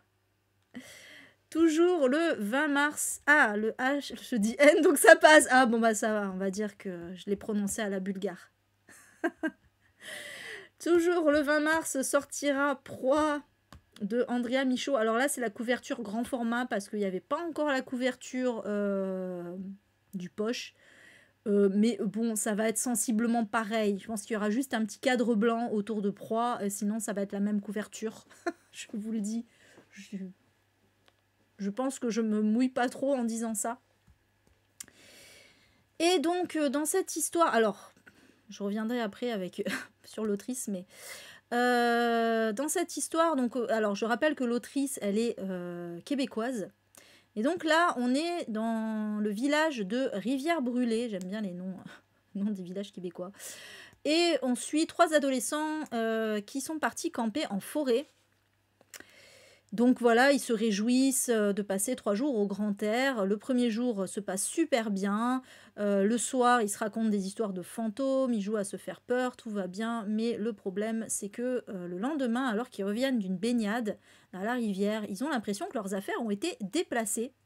Et ils vont sentir une présence autour d'eux. Et j'avoue que, alors, putain, moi franchement, plus ça va et plus je me dis que me suis vraiment trompée de, de livres au quai du polar, quoi. Parce que moi j'avais acheté Tempête, que j'ai abandonné, que j'ai trouvé complètement what the fuck, je comprenais rien à ce que je lisais, l'ambiance était bizarre, enfin bref, ça m'avait vraiment saoulée. Et j'avais vu quand j'ai vu après les commentaires sur Babelio où tout le monde, enfin personne n'aimait Tempête. Tout le monde disait oui, il faut lire Bondrée, tout ça. Puis voilà, et du coup j'étais dégoûtée. J'aurais dû prendre Bondrée. Et celui-là, il me hype. C'est 9,80 €, non? Tu m'as... Ouais, c'est ça. Pourquoi tu dis pardon, doublon? C'est 9,80 € le prix? D'accord, ok. Je me suis trompée. Encore une fois. On n'est plus à ça près. Ah, les Bretonnes, donc l'autrice de La Jurée, hein, pas Michaud, hein, bien sûr. Et c'était un primo roman, d'accord, ok. Merci Steph pour...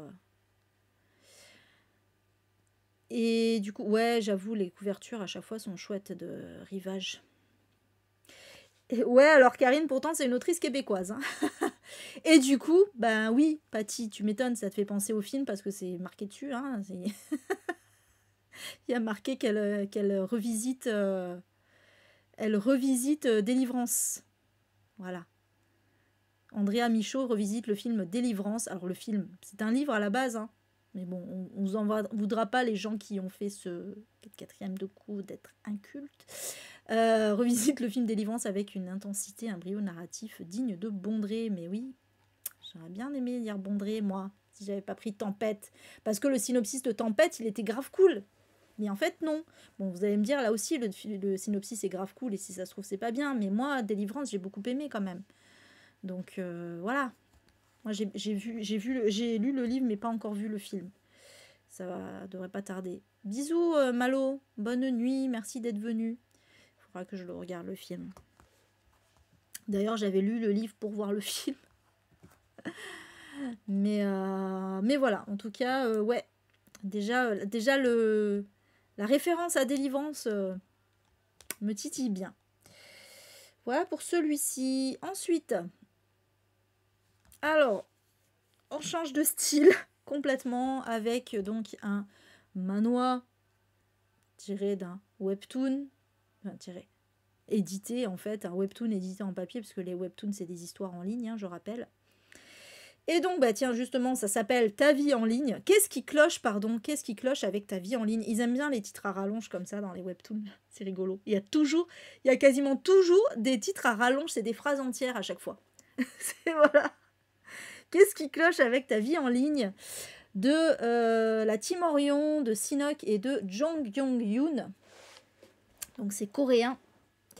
Et dans cette histoire, bon, c'est une romance, certes. Mais moi, les romances, ça me gêne pas quand c'est en graphique, quand c'est en manga ou en manhwa. Et puis souvent, parce que souvent, c'est drôle. Et souvent, il y a des petits trucs en plus. Et là, le petit truc en plus, c'est que, donc, on va suivre Lyojin et Sojung qui ne se connaissent pas dans le monde réel. Ils sont amis sur un forum, en fait. Et surtout, c'est des trolls. C'est des trolls, ils aiment bien jouer d'autres personnages que ceux qui sont vraiment, en fait.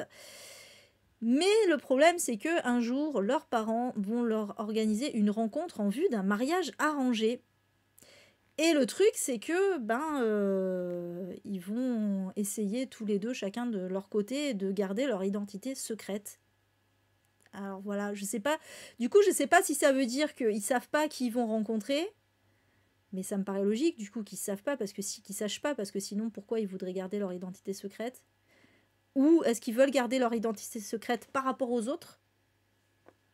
Je ne sais pas. C'est pas très clair, mais ça a l'air bien quand même. Voilà. Après, ouais, c'est 14,95 € parce que on est dans du un peu plus grand format que les mangas et surtout c'est en couleur. Voilà. C'est du semi-poche, on va dire. Ouais, semi-poche, un peu grand format. Donc c'est plus petit. C'est plus grand qu'un manga et plus petit qu'une BD. Mais c'est en couleur, donc forcément c'est un peu plus cher. Encore qu'il y a des manhwas, des webtoons qui sont moins chers. Ceux de K-World, par exemple, qui sont plus petits, qui sont du coup à 9 €. Donc voilà, ça sortira chez K-Books, qui est un éditeur assez connu de webtoon. J'ai mis Rivage. Hein. Personne ne me l'a fait remarquer, mais j'ai laissé. Voilà, non mais je vous dis, hein, c'est la totale là. Donc Rivage, non. K-Books, hein, K-Books, pas Rivage. Voilà. J'en peux plus de moi. Je vous jure. Bon, ça, ce genre de coquille, d'erreur de copier-coller, il y en a à toutes les sorties quasiment. Hein. On va pas se mentir. Voilà, j'assume. Bon, là, c'est une réédition. Je précise avant que vous me disiez, mais ça existe déjà. C'est une réédition. Mais je l'ai mise pourquoi? Parce que c'est une retraduction. Voilà, quand c'est des nouvelles traductions, je les mets. Donc là, c'est volontaire. Donc, Toilette pour femmes de Marilyn French, qui sortira chez Robert Laffont dans leur collection, donc Pavillon Poche. Voilà, ils ressortent directement en poche, parce que pourquoi pas, et donc avec une nouvelle traduction, c'est un essai.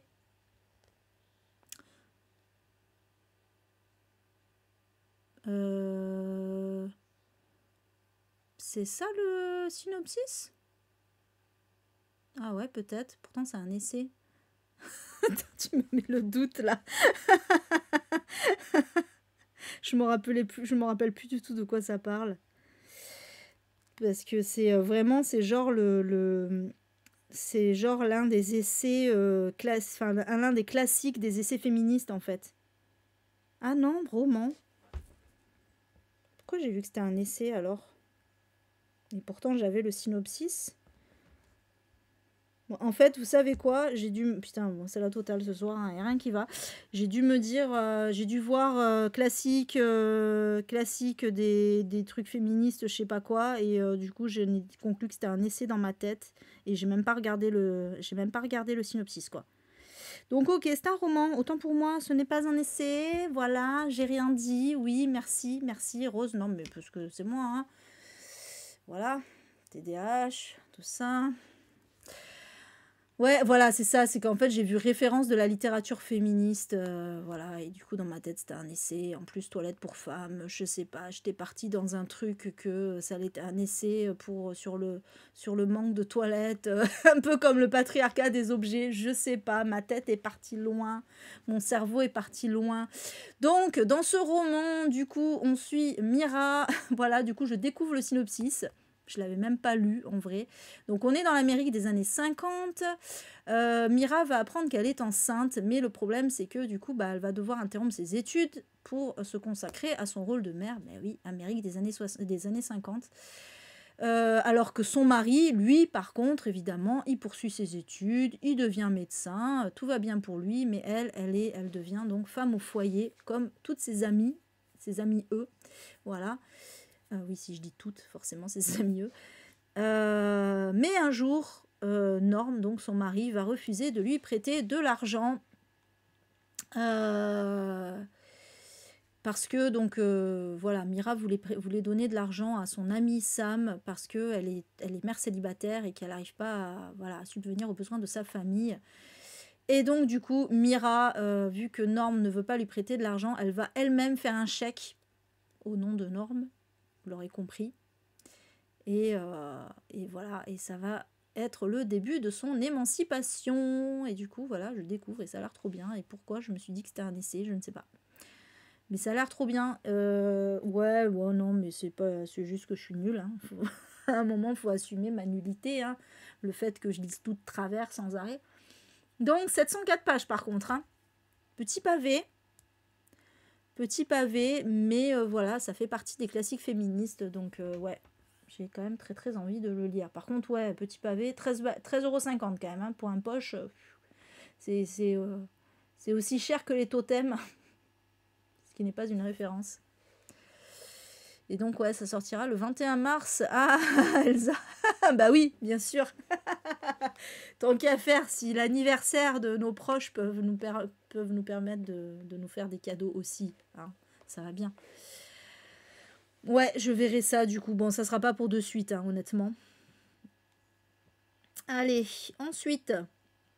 J'espère qu'on approche de la fin. Du coup, j'ai pas de visu sur ce qui reste. Donc, le 21 mars, toujours, sortira Week-end entre filles de Sarah Alderson chez Pocket. Et celui-là aussi, il m'avait... Alors, il est sorti en film Netflix, je ne l'ai pas du tout vu passer. Mais celui-là, ouais, il m'avait pas mal marqué à sa sortie, effectivement. Il m'avait pas mal donné envie. Donc, on est au lendemain d'une soirée arrosée et on va suivre Orla qui se réveille toute seule. Elle a perdu son amie. Ben voilà, son amie, elle était avec une amie qui s'appelle Kate, elle a disparu. Et en plus, elle a tout oublié, voilà, soirée arrosée, elle a tout oublié de la veille. Et le truc, c'est que, ben voilà, comme son amie a disparu, elle comprend pas ce qui s'est passé, elle va du coup demander, donc elle va voir la police, mais la police va refuser d'enquêter. Et donc, Orla va se lancer sur les traces de son amie. Et elle va faire des découvertes qui vont remettre en question toute sa vie. Voilà, alors ça se passe à Lisbonne, j'ai oublié de le dire. Voilà, c'est ça. Donc en fait, elles avaient fait un week-end entre filles. Et il s'est passé ça. Voilà. Voilà. Ça a l'air très très bien. Très bon page turner. Ok, Viviane. Ouais, ça m'étonne pas. Ça m'étonne pas. C'est tout. Je pense que c'est tout à fait le genre de lecture un peu détente, j'allais dire. C'est un peu horrible parce que voilà, mais ouais, un peu détente page turner quoi. Avec une couverture comme ça, t'as bien envie de le lire à la plage du coup. Clairement. Ce sera pour cet été. Donc voilà pour celui-ci. J'accélère un peu. Alors, on passe au 22 mars, donc il n'y avait pas de couverture, et du coup, comme je suis un peu concon du croupignon, s'il n'y a pas la couverture, Eva, comment tu sais de quoi on parle? Je ne sais pas de quoi on parle, et comme c'est pas dans l'ordre, je ne sais pas de quoi on parle. Ah merde, je suis trop con. J'ai oublié de marquer le titre par-dessus, j'oublie à chaque fois que si je mets pas de couverture, il n'y a pas le titre qui apparaît. J'en peux plus de moi. C'est lequel? Putain. Alors, c'est un essai. Ah, c'est un essai, déjà, ça peut aider. C'est un essai qui sort chez Point. Attends, on va trouver. Je pense que c'est... Alors, je sais pas si c'est un essai féministe en plus. Point, essai point, 22 mars. On va faire ça. 22 mars 2024. Est-ce qu'ils vont le trouver? Ah oui, mais merde. Si je vais essai point, il me propose des stages de récupération de points.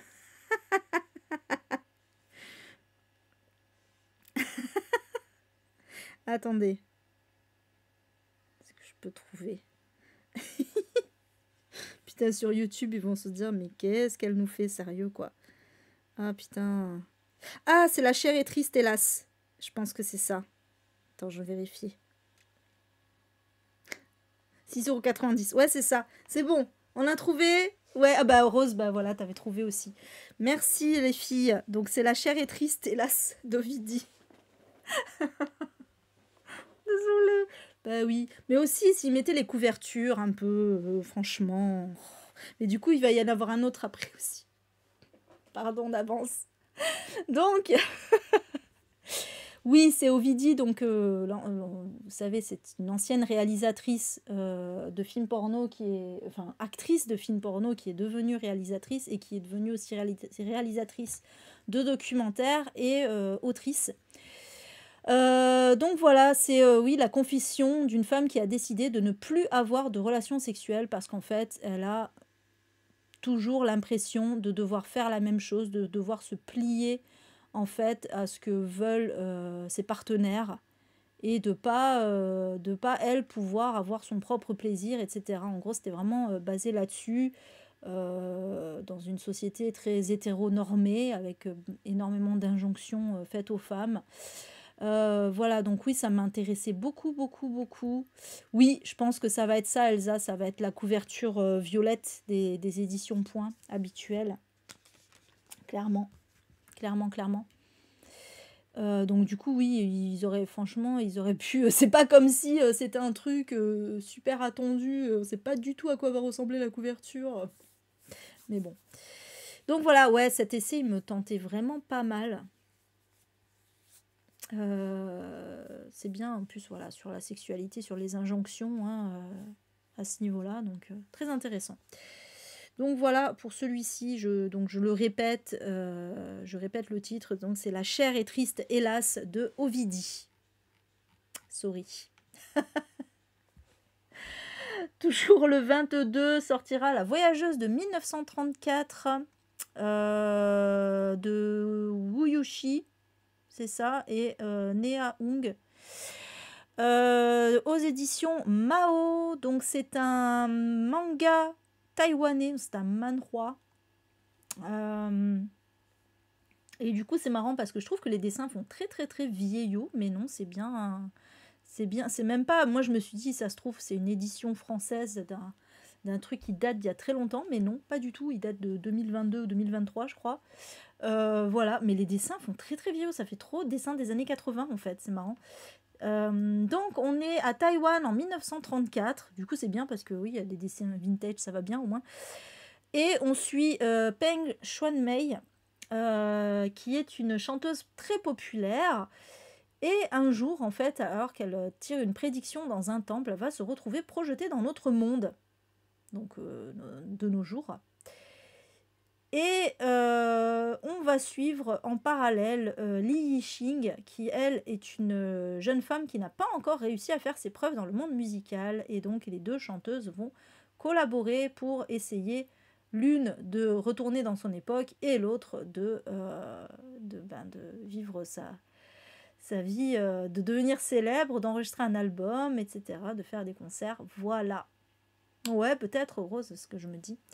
Ça me fait un peu penser à Crimi, voilà, il y a un peu un côté Crimi, un peu, voilà, puis j'aime bien moi les histoires de voyage dans le temps comme ça, donc j'aime bien l'idée, c'est un one shot en plus. Celui-là franchement je pense que je l'achèterai, mais pas de suite, mais j'achèterai. Je suis très curieuse. Donc voilà, j'accélère un peu parce que hop. On passe, c'est bon, on approche de la fin, on passe au 27 mars. Sortira avant que ça commence.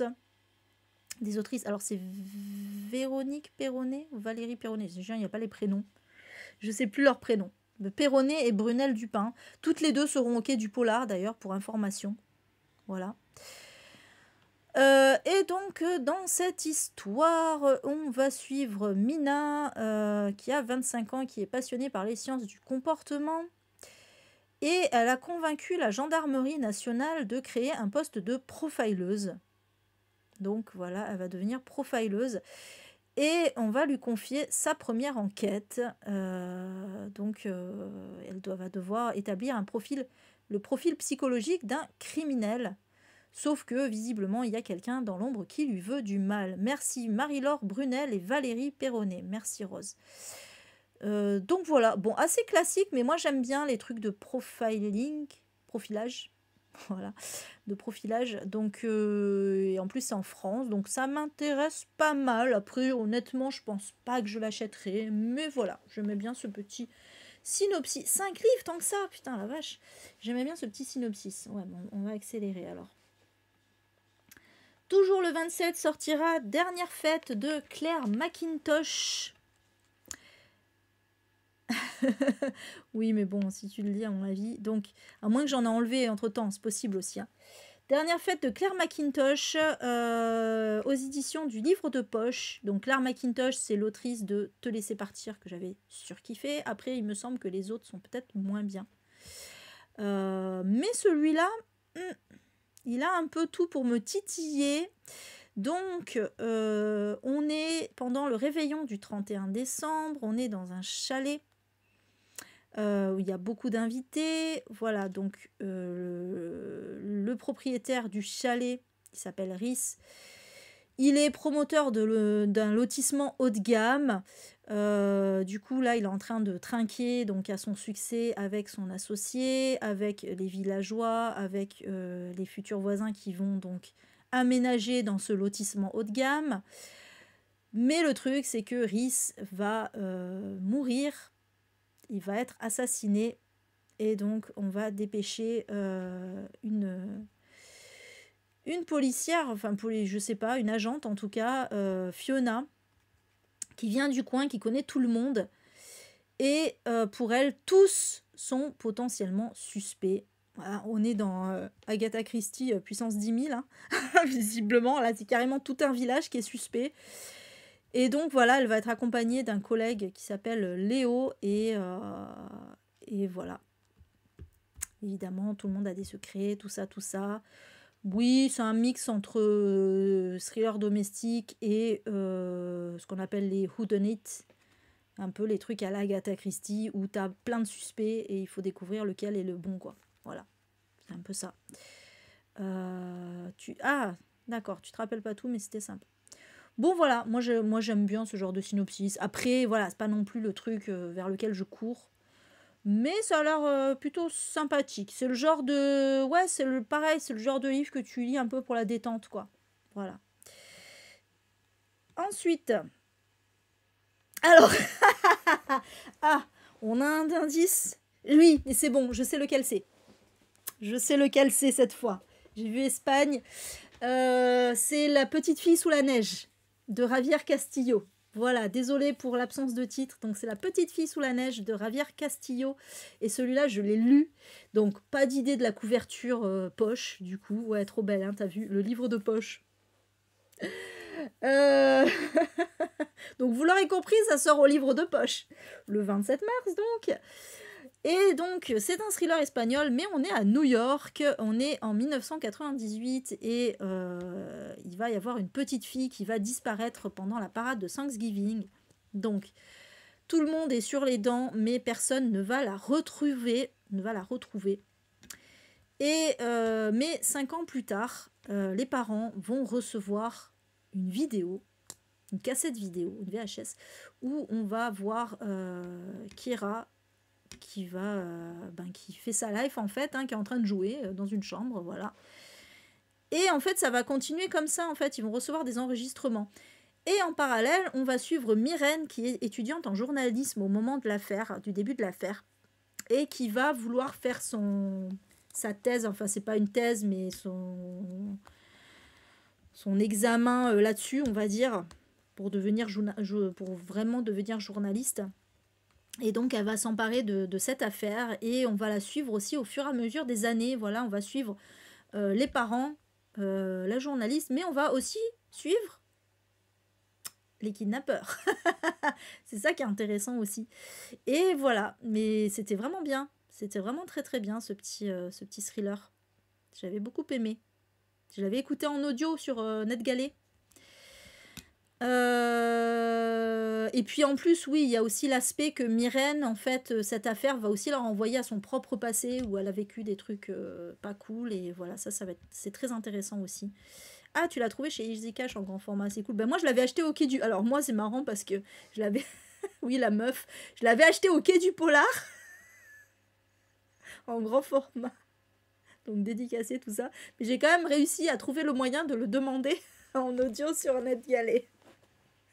La meuf a tellement la flemme de lire en papier. C'est comme pour Babel. Bref. Enfin bon. C'est La petite fille sous la neige. On va le marquer. Sous la neige de Javier Castillo. Voilà.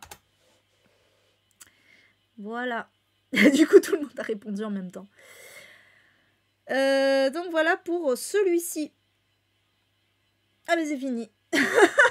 Ah oui, du coup, je savais pas si c'était la fin. Non, mais c'est bon. Ben, c'est bon. On a fini. Ouf. Ah, c'est bon, ça va. 10h30, ça va. C'est pas 11h. Donc voilà, je vais arrêter avec YouTube. Merci d'avoir suivi ce live, cette vidéo qui était un petit peu catastrophique. On va pas se mentir, c'était un peu la merdouille. Mais merci à Rose d'avoir été là pour nous sortir les résumés. Voilà, parce que sinon c'était la mierda. Donc merci beaucoup Rose. Et ouais, haut la main peut-être pas non plus. Donc voilà, vous avez vu en plus, j'ai fait. En plus là, j'ai même pas, parce que toutes les coquilles, les machins comme ça, les erreurs dans ma recherche, les livres qui étaient déjà édités, etc. J'ai pas l'excuse d'avoir fait ça aujourd'hui en fait, parce qu'aujourd'hui j'ai une journée de merde, donc j'ai l'excuse d'être fatiguée ce soir et voilà. Mais j'ai pas l'excuse de mes erreurs. C'était des erreurs d'avant. Non, mais bon, après, si j'ai une excuse, c'est que ouais, j'avoue que ces 2 dernières semaines ont été un peu compliquées au niveau du boulot. Et d'ailleurs, voilà, j'ai un peu appris en catastrophe. J'avais oublié que les sorties poche, c'était dimanche. Et après, il a fallu préparer, du coup, en même temps, les sorties poche et les sorties grand format qui arrivent dimanche. Donc oui, beaucoup de choses à faire. C'était un peu compliqué, mais bon, voilà. Sur ce, du coup, YouTube, merci d'avoir regardé cette vidéo. Et donc, la prochaine vidéo, ce sera donc les sorties grand format. Et j'espère que cette fois, ça marchera. Donc là, cette fois, je ferai des tests avant, tout ça. Je vais redémarrer le PC, je vais faire plein de choses, je sais pas. Mais on va essayer de faire au mieux, en tout cas. Merci beaucoup et du coup, à bientôt. Miaou.